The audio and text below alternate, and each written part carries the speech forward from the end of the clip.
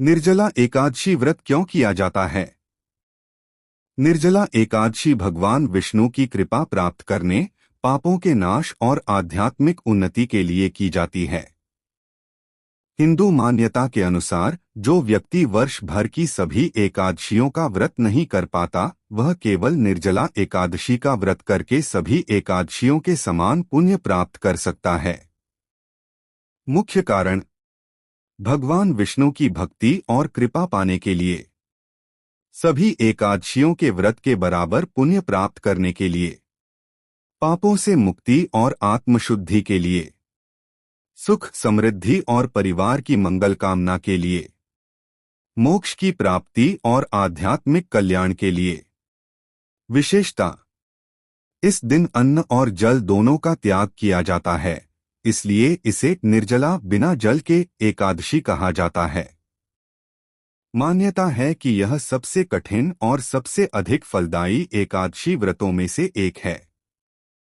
मान्यता: भीमसेन ने महर्षि वेदव्यास के कहने पर यह व्रत किया था, इसलिए इसे भीमसेनी एकादशी भी कहा जाता है।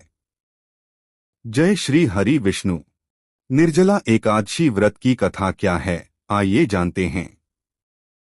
निर्जला एकादशी की कथा। निर्जला एकादशी को सभी एकादशियों में श्रेष्ठ माना गया है। इसका वर्णन महाभारत और पद्म पुराण में मिलता है। कथा के अनुसार भीमसेन को बहुत अधिक भूख लगती थी। उनके लिए महीने में आने वाली सभी एकादशियों का व्रत रखना कठिन था। उन्होंने अपने गुरु वेदव्यास से पूछा कि ऐसा कौन सा व्रत है जिसे करने से सभी एकादशियों का फल प्राप्त हो जाए। तब वेदव्यास जी ने कहा कि ज्येष्ठ शुक्ल पक्ष की एकादशी के दिन बिना अन्न और जल ग्रहण किए भगवान विष्णु का व्रत करो। यह व्रत अत्यंत कठिन है, इसलिए इसे निर्जला एकादशी कहा जाता है।